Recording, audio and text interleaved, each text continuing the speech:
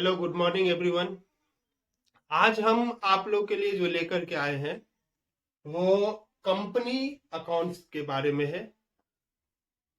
और company account क्या होता है ये क्लास 12 के बच्चों के लिए है। और अगर आज की क्लास में पूरी कंपनी की ओवरव्यू भी नहीं दिया जा सकता है, लेकिन इसको धीरे धीरे करके पार्ट बाय पार्ट करके जितने कंपनी के कंसेप्ट है, पहले कंसेप्ट का पूरा होल वीडियोस जो आपके रिवीजन में भी अच्छे से काम आने वाला है वो आपको दे रहे हैं।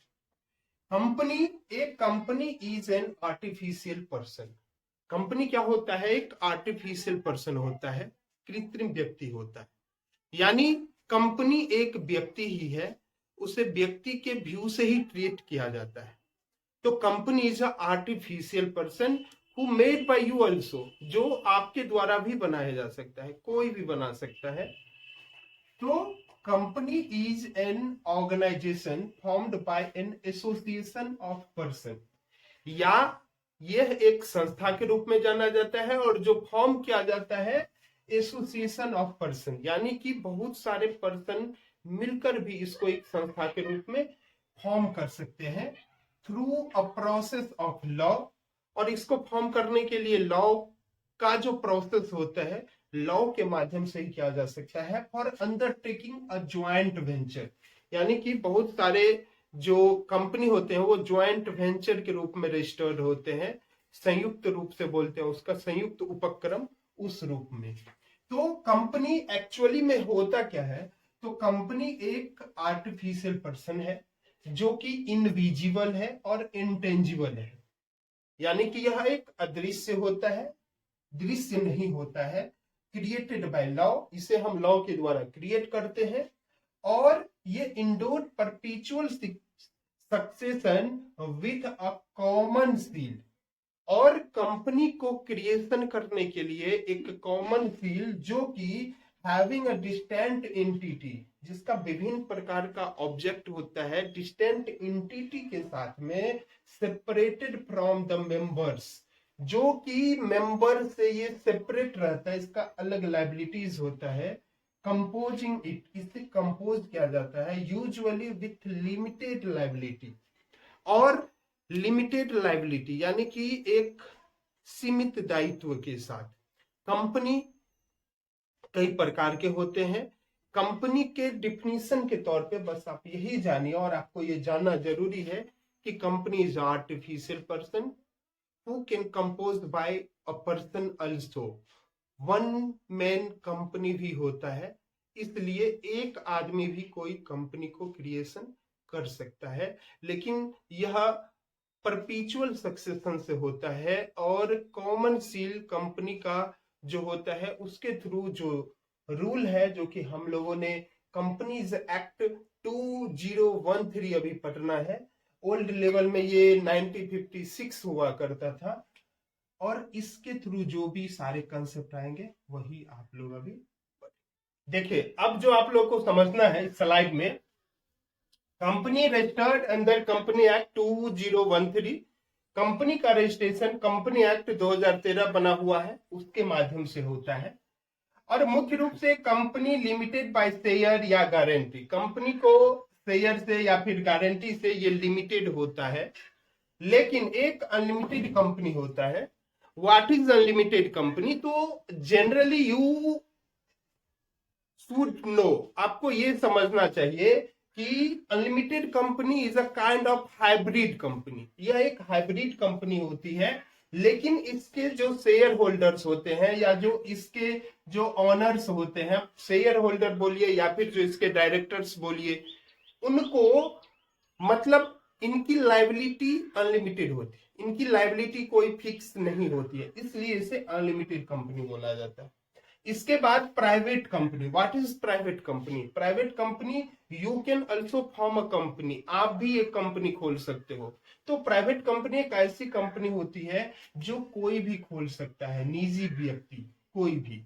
और पब्लिक कंपनी एक हिसाब से समझिए कि इसमें बहुत सारे लोग, हम आप भी अगर चाहें तो अपनी पूंजी लगा सकते हैं। यह पब्लिक कंपनी, बहुत सारे जो इसके मेंबर्स होते हैं, बहुत सारे शेयर होल्डर्स होते हैं। प्राइवेट कंपनी को कभी भी शेयर इशू करने का अधिकार नहीं मिलता है, लेकिन पब्लिक कंपनी को शेयर इशू करने का अधिकार रहता है। गवर्नमेंट कंपनी, अब हम इन तीनों कंपनी को डिटेल्स में थोड़ा समझ लेते हैं कि अगर आपको प्राइवेट कंपनी फॉर्म करने हैं तो मिनिमम आपको 2 आदमी की रिक्वायरमेंट्स होती है और अधिकतम 200 आदमी ही हो सकते हैं। लेकिन अगर पब्लिक कंपनी की बात है तो इसके लिए मिनिमम 7 पर्सन, 7 आदमी की जरूरत होती है। और ये पहले तो अधिकतम 500 था, लेकिन अब इसका कोई लिमिटेड नहीं है, अब ये अनलिमिटेड हो गया है, कितने भी आदमी यहाँ हो सकते हैं। और गवर्नमेंट कंपनी उस कंपनी को बोल सकते हैं अगर कोई भी कंपनी के शेयर्स को 50% से ज्यादा, यानी कि 51% शेयर अगर गवर्नमेंट होल्ड कर लेती है तो वह कंपनी गवर्नमेंट कंपनी कहलाती है। इसके बाद आपको पता कैसे चलेगा, तो गवर्नमेंट कंपनी तो government.gov लगाती है।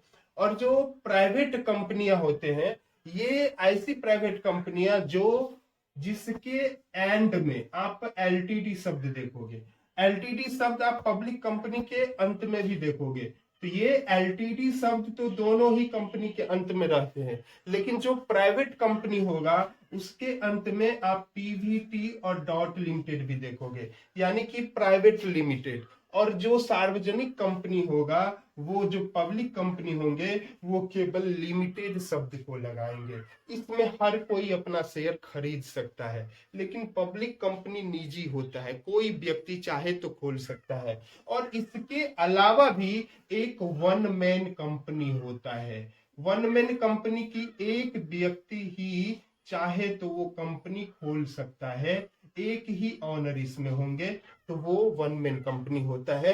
कंपनी प्रारूप का सबसे छोटा फॉर्म जो है ये वन मैन कंपनी का है, और इसकी भी रेगुलेशन कंपनी एक्ट 2013 से ही रूल्ड होती है ये भी। इसके बाद आपको समझना है जो कंपनी का फॉर्मेशन होता है उसको कुछ डॉक्यूमेंटेशन भी करने होते हैं। वो क्या डॉक्यूमेंटेशन होते हैं, तो memorandum of association, articles of association और ये प्रोस्पेक्टस, ये 3 डॉक्यूमेंटेशन हर एक कंपनी को डिफिनिटली रूप में जो है मैनेज करना होता है, उसे डॉक्यूमेंट के तौर पे उसे रखना होता है। इट इज नेसेसरी, बोले तो इट इज कंपल्सरी ही समझिए आप।